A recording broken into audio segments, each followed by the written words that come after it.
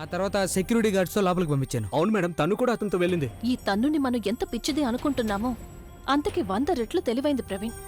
ఇప్పుడు మళ్ళీ తన ఆ వ్యక్తిని కాపాడింది. నాకైతే అతని బుర్క అక్కడే తీసేయాలనిపించింది. నాకు కూడా అలాగే అనిపించింది రఘు. ఒకటే దెబ్బకి వాళ్ళ గురించి నిజం బయటపడిపోయి ఉండేది, అందరి నాటకాలు ముగిసిపోయి ఉండేవి.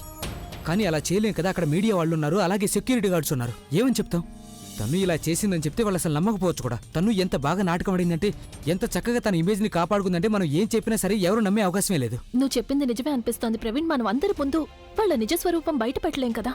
జరిగిందేదో జరిగిపోయింది. ఇప్పటికి మనం ఏం చేయాలో అదే ఆలోచించాలి. ఎందుకంటే నాకు తెలిసి తను తప్పకుండా అభి దగ్గరికి వెళ్ళడానికి ప్రయత్నం చేస్తోంది. తన్ను గనుక ఒక్కసారి ఆయన దగ్గరికి వెళ్ళిందంటే అప్పుడు ఆయన తనని తీసుకొని స్టేజ్ మీదకి వెళ్ళి అనౌన్స్మెంట్ చేస్తారు ప్రవీణ్.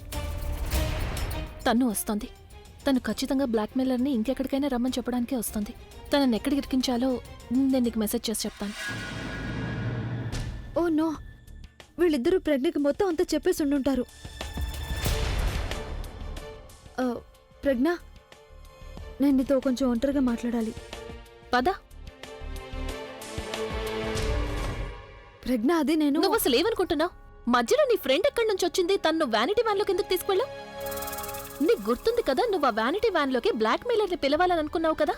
నేను కావాలని అక్కడ సెక్యూరిటీని తక్కువగా పెట్టాను, అప్పుడు నీ మీద ఎవరికీ అనుమానం రాకుండా ఉంటుంది అని. నువ్వు నీ ఫ్రెండ్ని అక్కడికి ఎందుకు తీసుకువెళ్ళావు? తను అక్కడ చాలా పెద్ద తమాషా చేసి వెళ్ళింది. అక్కడ రఘు అలాగే ప్రవీణ్ చాలా అలర్ట్ అయిపోయారు. వాళ్ళకేం చెప్పాలి నేను? ఎవరు బ్లాక్ మెయిలర్ దగ్గర తనకి వ్యతిరేకంగా ఆధారాలున్నాయి, అతన్ని కలవడానికి వెళ్తోంది అని చెప్పనా? ఏంటి సారీ తను?